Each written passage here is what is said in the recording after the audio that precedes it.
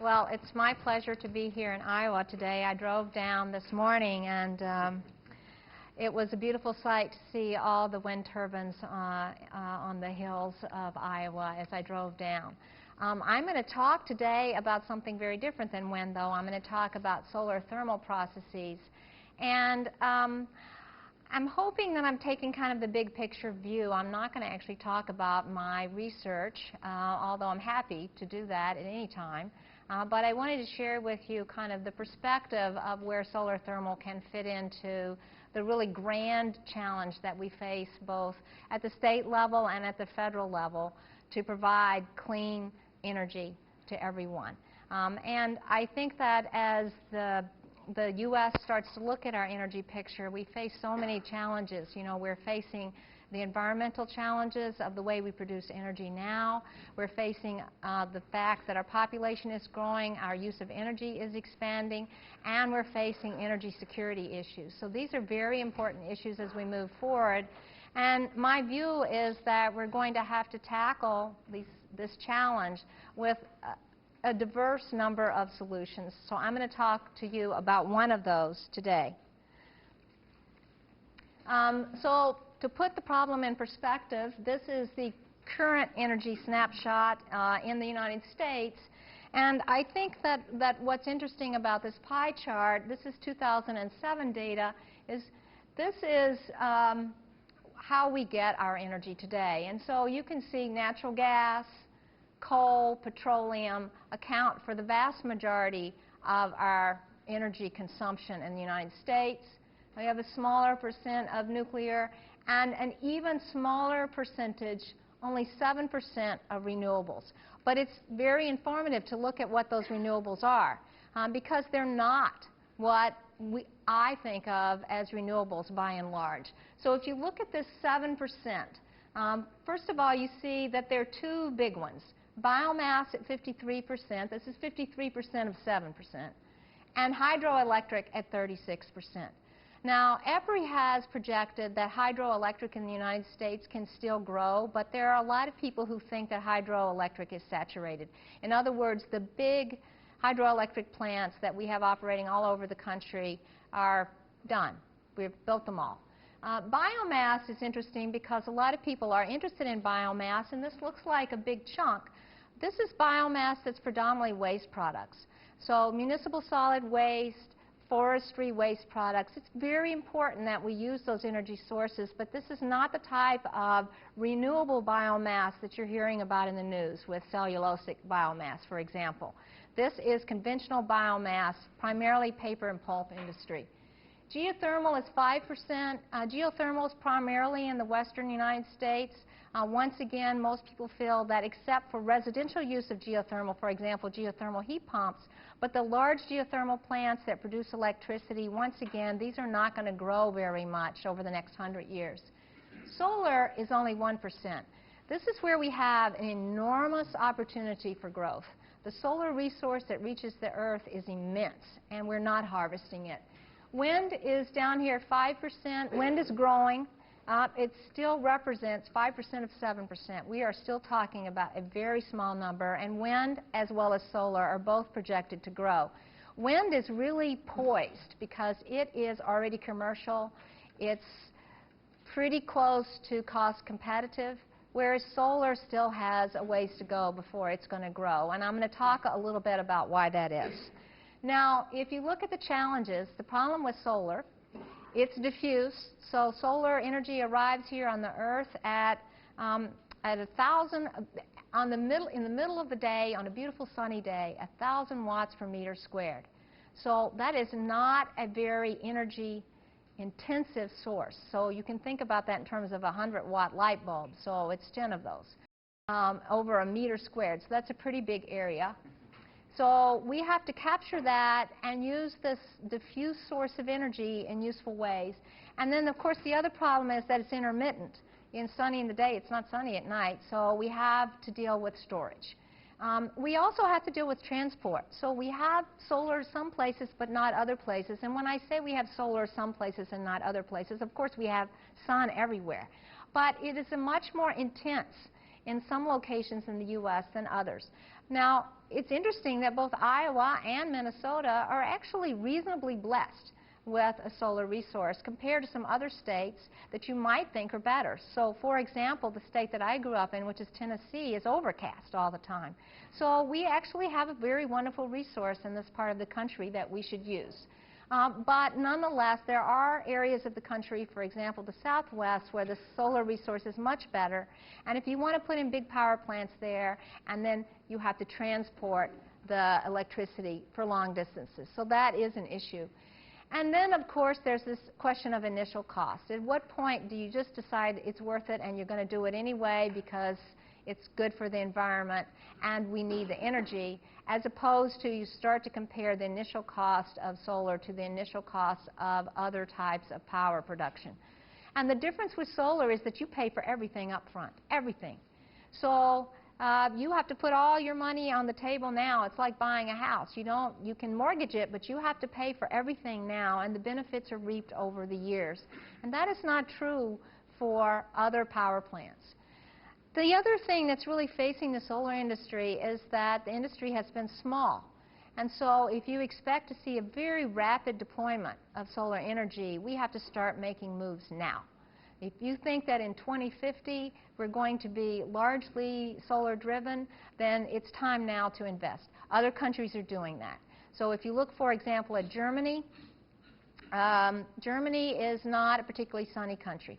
Germany has made huge investments in solar. I think that perhaps they're looking at it from a business perspective as well as an energy perspective, but they've made the investment now. They'll be able to reap the benefits sooner than we will. So what's Iowa's share of the picture? Well, it's not terribly different than the whole U.S. So here is the 2007 data for Iowa. You can still see that coal, natural gas, petroleum are still, by and large, the biggest sources of energy. Nuclear is about the same as the national average.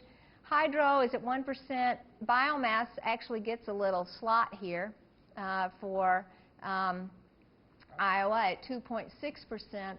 And then if you try to find solar, including wind, it's in the other. So if you go onto the DOE website and you're looking for data for Iowa, what you'll find is that wind, solar, geothermal are lumped together with imported electricity. And the solar gets a dash, so no data. So it looks like Iowa is not really taking advantage of the resource, either their wind resource or their solar resource. Interestingly enough, Iowa, which uses 1.2 quadrillion BTU, is ranked 12th in the United States for per capita consumption, which I think is a very interesting number. So this is not a place where you want to be high. You'd like to be 50th in this particular number.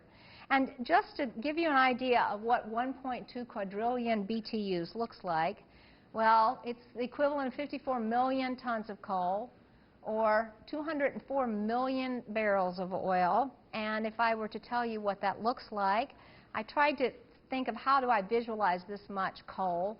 So I thought of, if you fill up your house with coal, how many houses would it take before you've gotten this much coal? Well, it takes a lot of them. So if I pile them all on top of each other, it's 50,000 houses, and they're 230 miles high. This is a lot of coal that's being, the equivalent coal that's being used in Iowa. So what are the options? Well, there are a number of them, and I know you've been hearing about them both yesterday and today, so I'm not going to talk about all of them, but I want to put in perspective what I am talking about. So wind, of course, you know about. Here's solar photovoltaics, which produce electricity, biomass, geothermal. The options that I want to talk about are two. The one here where I'm showing solar systems that are solar thermal systems on a house. So these can be used for space heating, space cooling, hot water. And concentrating solar systems that are solar thermal systems that concentrate the solar energy to produce very high temperatures and basically run a steam turbine. And that's called concentrating solar power. So those are the two that I'm going to talk about. If you look at the solar thermal options, I like to divide them into two categories. Distributed, these are solar thermal systems that are applied at the point of use, so in our homes, in our commercial buildings. These are solar systems that don't do anything other than capture the sun's energy as it arrives on your rooftop. And so they generally are used for space heating and for water heating. In the U.S., almost completely water heating, although now there's a new push for space heating. They can be used for solar cooling, but the temperatures are relatively low. If you look at utility scale systems, these are systems, for example, that a utility would use, and then they would produce electricity or fuels, and that would be shipped out to us. And the two that are solar thermal options are concentrating solar thermal power and then solar fuels. So you can either produce electricity or you can produce a fuel using thermal energy of the sun. All of these systems use some type of various mirror configurations or optics to concentrate the sun. So they gather the sun over a very, very large area and then concentrate that down to a very small area. And this is one example of that that's very dramatic. This is a new, what's called a power tower plant that was, it's now about a year and a half old in Sevilla, Spain. And what you're seeing here is a field full of mirrors.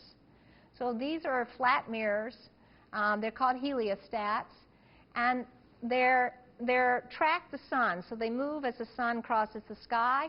And so what they do is they reflect the sun's rays up to the top of this tower. It's about as high as a football field. And at the top of that tower, all the sun's rays converge from this huge area into a very small area at the top of the tower, and you can get very high temperatures. This particular device actually makes steam to run a turbine to produce electricity. This is a photograph of a system that's out in California. These are called parabolic troughs, and they operate very similar to this one, but a little bit differently. The mirror is actually this trough back here that's reflective, and so it captures the sun's energy over this area and reflects it down to this pipe that runs along the center axis of the parabola and heats oil usually, which once again heats steam, makes steam to run electricity plants. So these are the options that I'm going to talk to you about today. And I'd like to show this picture of this house up here to demonstrate how beautiful solar can look on your home. So I like to title my talk, What's Hot. So I'm going to talk about what's hot, and then later on I'm going to talk about what's hotter. So what's hot are these distributed systems that don't concentrate the sun, but instead use it as it arrives. And really where they're useful is in buildings. So it's very important to say, well, how is that useful to us? So how can solar buildings help Iowa? Well, this is actually a chart for, I believe I changed the numbers for Iowa. And what you see is that combined residential buildings and commercial buildings account for 34% of the total energy consumption in the state of Iowa. Iowa is a heavily industrial state, so industry is 41%, transportation is 24%. I really think this pie chart is important because what it does is it refocuses our energy on the whole picture and not just fuels. So if you like to watch C-SPAN, which at my house seems to be a popular thing to watch, and you look at all the testimony that's taking place in the U.S. Senate and the U.S. House of Representatives, everybody's focusing on cars. What are we going to do about our cars? But transportation is only 24% of the picture, so we need to think about what are we going to do with our buildings. And distributed solar thermal has a large and important role to play in reducing energy consumption in buildings. And I've just given you some statistics here to kind of put in perspective where buildings lie in terms of both